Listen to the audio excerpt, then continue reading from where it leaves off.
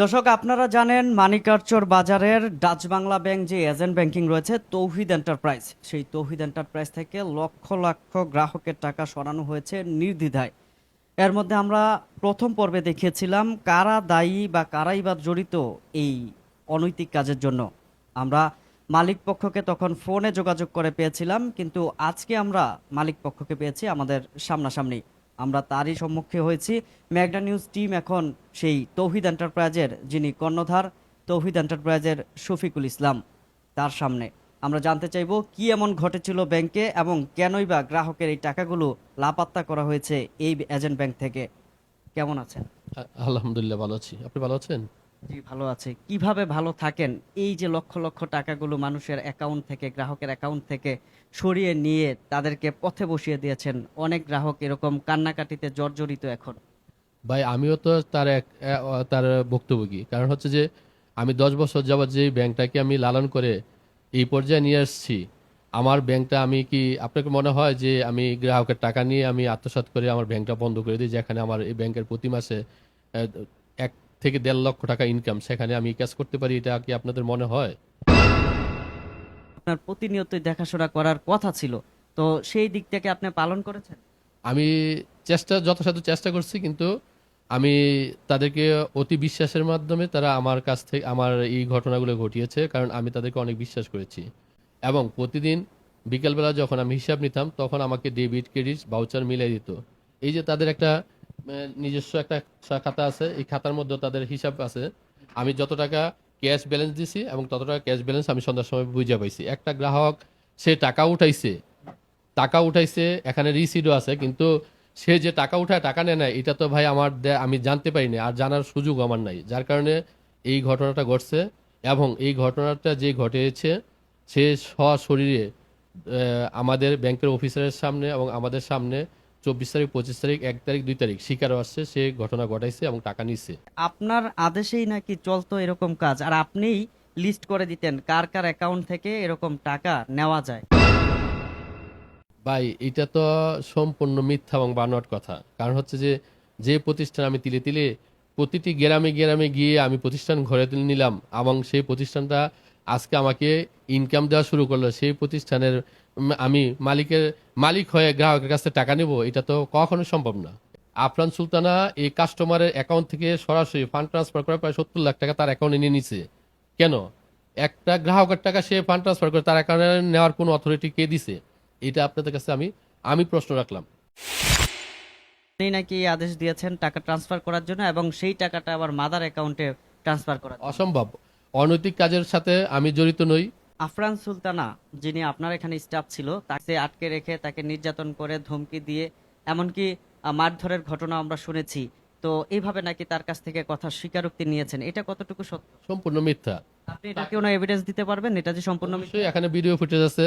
আর যারা যারা ছিল, আমি তো একা ছিলাম না, আর যারা যারা ছিল আমার ব্যাংকের অফিসার সহকারে, আমার পার্শ্ববর্তী ব্যাংকের মালিক, সানফ্লাওয়ারের মালিক ফরহাদ, মরিয়ম, এরপর রুকসাদ সহকারে ছিল। ওই মেয়েকে মা ছাড়া আমরা কোনো কথা বলিনি, আদৌ পর্যন্ত বলিনি। হ্যাঁ, রাব্বির অ্যাকাউন্টে ঢুকছে, রাব্বির অ্যাকাউন্টে যে টাকাটা ঢুকছে, আফরান সুলতানা তার অ্যাকাউন্ট থেকে মরিয়মের অ্যাকাউন্টে ঢুকাইছে 25 লাখ টাকা, 25,86,820 টাকা ফান্ড ট্রান্সফার করে। মরিয়ম ফজলে রাব্বির অ্যাকাউন্ট ঢুকাইছে 18,88,000 টাকা, এবং আফরান সুলতানা নিজে তার হাজবেন্ডের অ্যাকাউন্ট ঢুকাইছে 12,20,536 টাকা। এটা সামান্য স্টেটমেন্ট থেকে পাইছে, আর পুরো স্টেটমেন্ট পাইলে আমরা আরো এর সংখ্যা বাড়তে পারে বলে আমরা আশা করি। মান্নান মিয়া নামের যেই অ্যাকাউন্টটি রয়েছে সেই অ্যাকাউন্ট থেকে 12টা 3 মিনিটে, 6 মে 12টা 3 মিনিটে এখানে টাকা উঠানো হয়েছে 2,30,000 টাকা। আবার এখানে আমরা দেখতে পাচ্ছি 12টা 4 মিনিটে একই অ্যাকাউন্ট থেকে টাকা উঠানো হয়েছে 1,60,000 টাকা। এমনটা কেন? এবং আমি কিছুটা যদি আন্দাজ করি, এখানের যে সিগনেচার রয়েছে, দর্শক আপনারাও দেখতে পাচ্ছেন, এখানে দুইটা সিগনেচার কিন্তু প্রায় দুই রকমের। এমনটা কেন? ভাই এটাই তো ফ্রড। সে জালিয়াতি রেকর্ডস এইভাবেই কাস্টমারকে কাস্টমারের সহজ সরলতার সুযোগ নিয়ে সে ডাবল ফিঙ্গারপ্রিন্টের মাধ্যমে কাস্টমার অ্যাকাউন্টে যে টাকাটা ছিল, আপনি দেখেন এই স্বাক্ষরটার সাথে এই স্বাক্ষরটা মিলে নাকি, সে নিজে আইসা এই স্বাক্ষরটার মধ্যে এই ইয়াটার স্লিপটার মধ্যে স্বাক্ষর করছে। এবং মান্নান সে টাকাটা উঠাই দিয়েছে প্রথম 2,30,000 টাকা। এই স্বাক্ষরটা মান্নানের ঠিক আছে, দেখেন পরবর্তী স্বাক্ষরটা সে কে দিছে। এখন সে এই ফ্রডগুলো করে করে পরের দিন আইসা সে স্বাক্ষরগুলো মিলাই স্বাক্ষর দিত। এই কাজগুলো করছে, শুধু এগুলো না, আর বাকিটি বের করলে আপনি দেখবেন ওলা কি অবস্থাটা সে করছে। কাস্টমারকে ভুল বুঝাইয়া ফিঙ্গারপ্রিন্ট একবারের জায়গা 2বার 3বার নিয়ে সে কাজগুলো করছে, কইরা কইরা সে পুরা টাকাগুলো আত্মসাৎ করছে। দর্শক, এ তো ছিল শুধুমাত্র যে ব্যালেন্স ট্রান্সফার এবং ফান্ড ট্রান্সফারের ঘটনা। আমার হাতে যে রিসিটগুলো দেখতে পাচ্ছেন, এখানে প্রায় সবকটাতেই 1 মিনিট 2 মিনিট কিংবা কয়েক সেকেন্ডের ব্যবধানে 2বার টাকা উঠানো হয়েছে এবং সিগনেচারও পেয়েছি ব্যাপক গরমিল। আর ক্যাশের হিসাব তো বাদে দিলাম। তাহলে এই যে বড় একটা অ্যামাউন্ট, এই অ্যামাউন্টের হিসাব কে মিলাবে? শফিক ভাই মিলাবে নাকি আফরান সুলতানা মিলাবে? আমি বলতে চাই, কাস্টমারের যে অধিকার, সে তার অধিকারটা ফিরে পাক। তার যে তাদের কাছ থেকে যে টাকা নেওয়া হয়েছে সেটা ফিরে পাওয়ার জন্য যথাযথ আপনারা ব্যবস্থা নেবেন, আমিও চেষ্টা করতেছি, এবং প্রকৃত অপরাধী যাতে শাস্তির আওতায় আসে।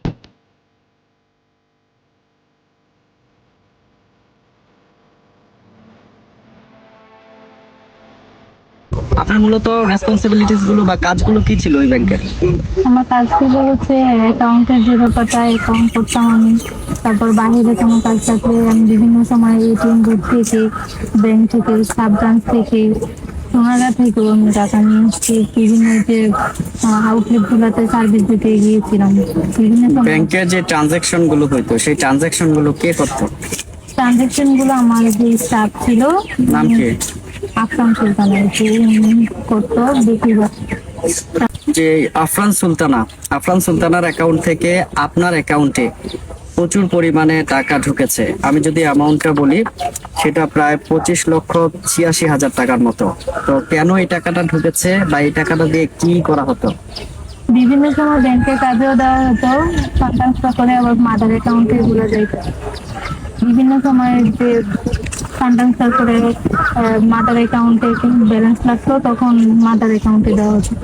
কিন্তু মাদার অ্যাকাউন্ট ছাড়াও আমরা আরেকটা জায়গাতে দেখেছি, আপনার অ্যাকাউন্ট থেকে ফজলে রাব্বি, আফরান সুলতানার হাজবেন্ড যিনি, ওনার অ্যাকাউন্টে ঢুকেছে 11,88,000 টাকা। এই টাকাটা কোন মাদার অ্যাকাউন্টে গিয়েছে? এটা হচ্ছে ওনার হাজবেন্ডের অ্যাকাউন্ট। উনি হচ্ছে কেন যাবে ওনার হাজবেন্ডের অ্যাকাউন্টে? এখানে তো তৃতীয় একটা পক্ষ ওনার হাজবেন্ড, উনি তো ডাচ বাংলা ব্যাংকের সাথে কোনো জড়িত নাই। তাহলে কেনই বা ওনার অ্যাকাউন্টে বড় একটা অ্যামাউন্ট ঢুকবে? এটা হচ্ছে উনি আমাকে ওনার অ্যাকাউন্ট থেকে দিত, ওনার টাচ কাটবে, সেজন্য ওনার অ্যাপস ছিল না, কার্ড ছিল না, সেজন্য আমার অ্যাপস দিয়ে উনি ব্যবহার করতে ওনার হাজবেন্ডের অ্যাকাউন্টে পাঠানো হয়েছে। মূলত এই চার্জ কাটার জন্যই আমার অ্যাকাউন্ট ব্যবহার করা হতো। আপনি কি কখনো জিজ্ঞাসা করেছিলেন তাকে যে কেনই বা তাকে এই বড় বড় অ্যামাউন্ট পাঠানো হয়? না, এরকম কোনো পার্সোনাল ইস্যুতে আমি কখনো যাইনি যে কেন পাঠানো হচ্ছে। আমি জিজ্ঞেস করছি, আমাকে বলা হয় না। আফরান সুলতানা এখান থেকে বেশ কিছু টাকা নাই করেছে বা তার পার্সোনাল অ্যাকাউন্ট থেকে উঠে নিয়ে গেছে, এই ধরনের একটা তথ্য আমরা পেয়েছি। এটা প্রাথমিকভাবে সে স্বীকারও করেছে। এই সম্পর্কে আপনি কি জানেন? হ্যাঁ, উনি বেশ কিছু গ্রাহকের টাকা উইথড্র করেছে, এটা উনি স্বীকার দিয়েছে। কাস্টমার অ্যাকাউন্ট থেকে সরাসরি আপনার অ্যাকাউন্টে ট্রান্সফার হয়েছে 69,24,500 টাকা। আপনার অ্যাকাউন্ট থেকে মরিয়মের অ্যাকাউন্টে ট্রান্সফার হয়েছে 25,86,000 টাকা। আপনার অ্যাকাউন্ট থেকে ফজলে রাব্বি, আপনার হাজবেন্ডের অ্যাকাউন্টে ট্রান্সফার হয়েছে 12,20,000 টাকা, এবং আপনার পারমিশনে মরিয়মের অ্যাকাউন্ট থেকে আপনার হাজবেন্ডের অ্যাকাউন্টে ট্রান্সফার হয়েছে 11,88,000 টাকা। এই যে এত বড় বড় অ্যামাউন্ট ট্রান্সফারের যে বিষয়গুলো, তো এগুলো কেন হয়েছিল বা কেন আপনি এগুলোর অর্ডার দিয়েছিলেন বা কেনই বা এই ট্রান্সফারগুলো হয়েছিল? এগুলোর অর্ডার তো আমি দিইনি, অর্ডার দিয়েছে শফিক স্যার। আর এখানে শুধু ট্রান্সফার যে আমার অ্যাকাউন্টে হয়েছে তা না, আমার অ্যাকাউন্টে হয়েছে, মরিয়মের অ্যাকাউন্টে হয়েছে। আর মরিয়ম তো আমার আদেশে আমার হাজবেন্ডের অ্যাকাউন্টে টাকা দেয়নি, অফিসের কাজে অ্যাকাউন্ট ব্যবহার হয়েছে যখন, তখন আমিও দিছি, মরিয়মও দিছে। মরিয়মের অ্যাকাউন্ট থেকে আপনার হাজবেন্ড রাব্বির অ্যাকাউন্টে বেশ কিছু টাকা ঢুকেছে আমরা দেখেছি। আর এটা কতটুকু সত্যি? এটা পুরোটাই সত্য। কারণ হচ্ছে যে আমি যদি আমার ব্যাংকের পোর্টালটা ইউজ করে যদি একটা কাস্টমারের টাকা ডিপোজিট করি, তাহলে ওইটা থেকে হচ্ছে ডাচ বাংলা হেড অফিস একটা ভ্যাট কেটে যায়, সমান সমান একটা ভ্যাট কাটে, কিছু থাকে শফিক স্যারের আর কিছু যায় হচ্ছে মূল ব্যাংকে। তো ওই ক্ষেত্রে আমি যদি পোর্টালটা হচ্ছে শফিক স্যারের নিজের, তাহলে এক্ষেত্রে তো আপনারা ব্যাংকেও ভ্যাট ফাঁকি দিচ্ছেন। হ্যাঁ, এভাবে তো শফিক স্যার ব্যাংকে ভ্যাট ফাঁকি দিচ্ছে। পুরো টাকাটা উনি নিজের পকেটে রাখছে প্রতিদিন। কেউ টাকা উঠাতে আসলে আমরা দেখেছি যে প্রায় কয়েক সেকেন্ডের ব্যবধানে কিংবা 1 মিনিট 50 সেকেন্ড 1.5 মিনিট 2 মিনিট এরকম ব্যবধানে 2টা রিসিট কাটা হচ্ছে। এমনটা কেন? যে টাকা উঠাবে সে তো একবারেই টাকা উঠাতে পারতো, তো তার এরকম মানে কয়েক সেকেন্ডের ব্যবধানে কেন 2বারে টাকা উঠানো লাগলো? হচ্ছে কিছু টাকা কাস্টমার যখন প্রয়োজন পড়ে তখন উঠানোর পরে ওই যে স্যার সিলেক্ট করে দিছে কাস্টমার কার টাকাগুলা রাখবে অফিসে, কে টাকাটা নিবে না 1 মাসেরও বেশি সময়, তখন ওই কাস্টমারের টাকাটা আবার উঠানো হইতো। উঠানোর পরে রিসিট গুলো অফিসে থাকতো। পরে যখন ওই যে কুমিল্লা থেকে স্যার আসতো, আসার পরে প্রত্যেকটা ভাউচার দেখতো ঠিক আছে কিনা, কাস্টমার স্বাক্ষর আছে কিনা, তখন অফিসের সবাইকে রিসিট গুলো দেওয়া হইতো। কোন কোন রিসিটে স্বাক্ষর নাই ওগুলা স্বাক্ষর করো তোমরা। আমরা দেখেছি প্রথম রিসিটের সাথে দ্বিতীয় রিসিটের স্বাক্ষরের কোনো মিল নেই এবং কোনো রিসিটের স্বাক্ষরই নাই। এটা হচ্ছে যে কাস্টমার তো স্বাক্ষর করে নাই। ওই যে তাহলে কাস্টমার টাকা কিভাবে উঠালো? ওনার ফিঙ্গার দিয়ে টাকাটা উঠাইছে। তাহলে কাস্টমার কি এই ফিঙ্গার দিয়ে টাকাটা পেলো? না, পায় নাই, পুরো টাকাটা পাইছে শফিক স্যার। আচ্ছা, শফিক সাহেব পুরো টাকাটা পেতো এবং গ্রাহক এই টাকাটা পেতো না, এটার কোনো এভিডেন্স কি আপনার কাছে আছে? অবশ্যই আমার কাছে এভিডেন্স আছে। আমি কোনো টাকাই এখানে সরাইনি, কারণ অফিসে 8টা সিসি ক্যামেরা লাগানো আছে। হ্যাঁ, তো 8টা। আপনার কাছে আমার প্রশ্ন, যদি টাকা নাই সরান তাহলে কেনই বা স্বীকার করেছিলেন আরএম এর সামনে যে আপনি কিছু টাকা সরিয়েছেন? আমি আরএম এর কাছে কোনো টাকা নিয়ে গেছি এরকম কোনো স্বীকারোক্তি দেইনি। আমাদের কাছে কিন্তু রেকর্ড আছে। ওটা হচ্ছে আরএম স্যার না, ওটা হচ্ছে আপনার সেলস ম্যানেজার। হ্যাঁ, তাহলে কেন মঞ্জয়। সেলস ম্যানেজারের মঞ্জয়ের সাথে আপনি স্বীকারোক্তি দিয়েছেন যে কিছু টাকা আপনি নিয়েছেন এবং সেই টাকার কিছু অংশ আপনি আপনার বান্ধবীকে দিয়েছেন গোল্ডের ব্যবসা করার জন্য? এইটা হচ্ছে আমি শুরু থেকে সবাইকে বলে আসছি, যখন ঈদের পর 1 তারিখে ব্যাংক খুলে, 1 জুন ব্যাংক খুলে, তখন অফিসে আমি ঢুকার পর হচ্ছে শফিকের ওয়াইফ এবং অন্য একটা আউটলেটের মালিক তাজুল ইসলাম, ওনারা ভিতরে আমাদের যে একটা নামাজের রুম আছে ওইখানে আমাকে বসায় রাখা, মানে অনেক কিছু মানসিক টর্চার করে, অনেক ভয়ভীতি দেখায় আমাকে জীবন নাশের হুমকি দেওয়া বলে। তারপরে বলে তুমি স্বীকার না করলে তোমাকে আমি সামাজিক ভাবে মানে কি করব, একদম অনেক বাজেভাবে আমাকে বদনাম টদনাম ছড়াবে, আমার এগুলা হুমকি ধুমকি দিয়ে আমাকে ওই ক্যামেরার সামনে নিয়ে স্বীকার করায়। গ্রাহকের মোবাইলে যে টাকা উইথড্রর মেসেজগুলো যেত সেই মেসেজগুলোর কি হতো? ওই মেসেজগুলো তো কেটে দিত। কে কেটে দিত সেই মেসেজগুলো? আমাকে দিয়েও করাইছে, আমার পাশের যে স্টাফ মরিয়ম সেও করছে। আপনার কাছে জানতে চাইবো আপনার বেতন কত ছিল? 10,000 টাকা। 10,000 টাকা বেতনে আপনার 2 বছরে ব্যাংক স্টেটমেন্টে আমরা পেয়েছি 4,76,00,000 টাকার ট্রানজাকশন, কিভাবে সম্ভব? ওই যে উনি আমাদের পার্সোনাল অ্যাকাউন্ট গুলো ওনার ব্যাংকের কাজে ব্যবহার করাইতো। অ্যাকাউন্ট থেকে 11,90,000 টাকা থাকার কথা, যেখানে আমরা তার স্টেটমেন্টে পেয়েছি 301 টাকা। তো এই যে বড় একটা অ্যামাউন্ট আপনার অ্যাকাউন্ট থেকে সরানো হয়েছে, এই টাকা কি আপনি কখনো উঠিয়েছেন বা এই টাকাটা কিভাবে চললো? না, আমি এইভাবে কিভাবে টাকা উঠাইনি। আমি গেছি হেরা খালি আমার ফিঙ্গার নিছি, টাকা বিদেশ থেকে আইসে আমার খালি ফিঙ্গার দেন, ফিঙ্গার দিছি। এই ফিঙ্গারটা কেন দেওয়া? আমরা তো জানি টাকা উঠানোর জন্য ফিঙ্গার না, দেওয়া। হ্যাঁ আমার কইছে টাকা বিদেশ তাইলে বলে ফিঙ্গার দিয়ে চেক করুন লাগে, এই কারণে আমি বুঝতে পারি না। আমি ফিঙ্গার দিছি, হেরা যতবার আইসে এতবার ফিঙ্গার দিয়ে দেয়া করছে। আইলে কইছে টাকা আইসে সে আমি তার কিছু করি। আপনি কি জানেন আপনার টাকা যখন আপনি ফিঙ্গার দিয়ে চেক করতে গেছেন প্রত্যেকবারই টাকা আপনার উঠায় ফেলছে তারা? না, আমি তো এই কথা জানতে পারি না। আমার কইছে টাকা অ্যাকাউন্টে আছে, কেন কইছে আপনার টাকা। কে বলছে টাকা অ্যাকাউন্টে আছে? ওই যে মাইয়ারা কি নাম, ইপু কইছে যতবার ফিঙ্গার দিছি এতবার কইছে আপনার টাকা আছে, সমস্যা নেই। অ্যাকাউন্টে ভাই 5,30,000 টাকা আছিল, আমার টাকাগুলো সাফ করে উড়ে লেগে গেছে। কথা বুঝছেন? আমি স্টেট বলেছি আমার অ্যাকাউন্টে শুধুমাত্র 6,000 টাকা রয়েছে, 5,30,000 চলে গেছে। আমার মনে করেন কইছে যে বর্তমানে ফিঙ্গার প্রিন্ট দিয়ে আমি টাকা উঠাই, আমার কোনো চেক বই দেয় নাই বা আমার কার্ড দেয় নাই, এটিএম কার্ড দেওয়া যায়, এটিএম কার্ড দেয় নাই। যাওয়ার পর আমি ফিঙ্গার, আপু আফরান সুলতানা বলছে আপু একটা ফিঙ্গার দেন। ফিঙ্গার দেওয়ার পর আমি 1 লক্ষ টাকা তুলি, তোলার পরে ওই রিসিপ্টটা আমাকে দিয়েছে।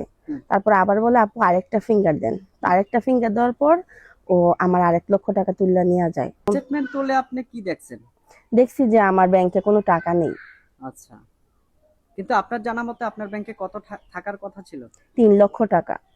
আমি যখন টাকা উঠাতে গেছি তখন গিয়ে দেখলাম যে আমার অ্যাকাউন্টে টাকা নাই। তারপর আমি ওদের এখানে গেলাম, গিয়ে দেখি যে তারা ব্যাংক বন্ধ করে রাখছে, ভেতরে ঢুকতে দিচ্ছে না। এরপর বুঝতে পারলাম যে কিছু একটা ঝামেলা হয়েছে। পরে আমি সামনে আরেকটা উপশাখা আছে না, ওখানে গিয়েছি। ওখান থেকে স্টেটমেন্ট উঠানোর পরে দেখলাম যে আমার টাকাটা 2025 সালের নভেম্বরের 20 তারিখে তারা, যখন আমি ফিঙ্গার দিয়ে 50,000 টাকা উইথড্র করেছি, তখন তারা ফান্ড ট্রান্সফার করে তাদের অ্যাকাউন্টে নিয়ে নিছে, মানে ওই এজেন্টের একটা স্টাফের অ্যাকাউন্টে টাকাটা নিয়ে নিছে। এটা কি আপনি জানতেন? না না, এটা আমি জানতে পারিনি। তারপরের দিন গিয়ে দেখি যে ব্যাংক বন্ধ, কেউ নাই ওখানে। তারপর যে এজেন্টের ম্যানেজার, তাকে কল করেছে, তার ফোনও বন্ধ পেয়েছি। এই ঘটনার জন্য আপনি কাকে দায়ী করতে চাচ্ছেন? এই ঘটনার জন্য দায়ী ব্যাংকের যে এজেন্টের ম্যানেজার, সে দায়ী, পাশাপাশি তাদের স্টাফরা দায়ী। কারণ স্টাফের মধ্যে ক্যাশিয়ার যে ইকো নামে আফরান সুলতানা ইকো আছে, সে আসলে কাজগুলো করেছে।